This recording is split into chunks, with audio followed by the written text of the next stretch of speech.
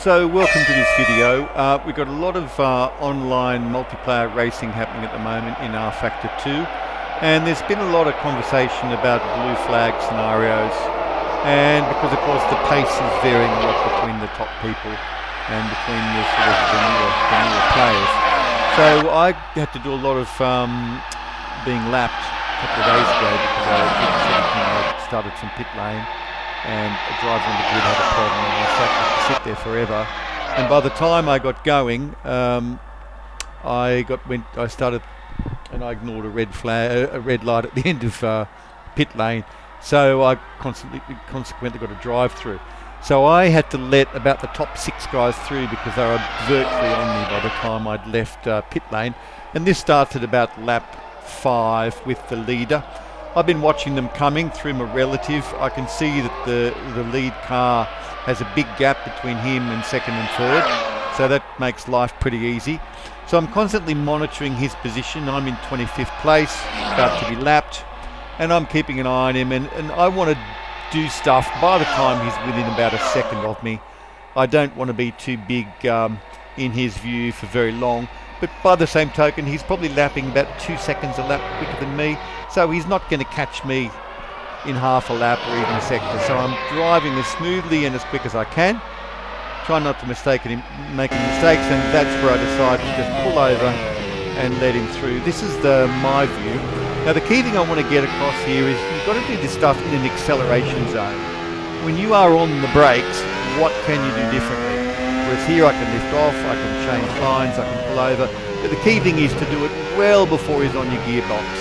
You don't want to do something sudden when he's right on you, because he may himself have decided to pull to the inside. So you've got to do it in plenty of time. Now here's the next scenario. We've got the second place driver is now catching up to me. He's pulled a bit of a gap on P3, and I'm monitoring his proximity, and he comes upon me a little bit later in the lap. Here at the exit of No Name Corner or Speaker's Corner, I've got a ton of time. He's not on my gearbox. I pull over, bit of a lift. Now the previous lap was a 1:48.5. This is his perspective of my move, just to give you an idea. So there's a good gap between us. I telegraph what I'm doing nice and early, give him the racing line, he's through. Cost me about 2 seconds on my lap. This is the next driver, this is P3. He's going to catch up to me, he's getting a little closer as we enter the Kemmel Straight.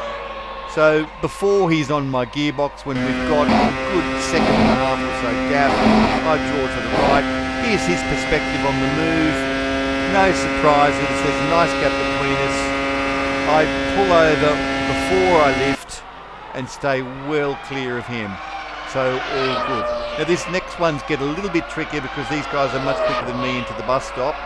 But using plenty of throttle, I keep moving forward and I pull to the pull left off the racing line to give him a chance to use the rubbered line and accelerate up the pit straight. This is my perspective. I'm watching him in the rear view, making sure he's not going left. When I figure that out, I go left and accelerate a little bit less than usual to give him a good chance. This is his perspective. So you can see he's pretty close to me, probably wondering what I'm going to do. I move to the left while the gap is being created. This next one is a bit of a rinse and repeat. I pull over to the left just after No Name Corner, but see the gap between us. When I make my move, there's still plenty of room, no sudden surprises for him while he's on my gearbox. This next one here is probably about the hairiest one because he really had a great run into and out of the bus stop, but I did the same as before. I'm watching him in the rear view, making sure he's not trying to dive left. I move left while still using plenty of throttle to create some distance between us. And then I can just continue on, get into my rhythm. After the top 6 guys had passed me, I had the pace on P7 and was able to just get into a rhythm and enjoy the rest. Key takeaways: don't do anything in a braking zone, do it all in an acceleration zone, and do it when there's still plenty of room for the other driver to see what you're planning, and watch what he's doing first.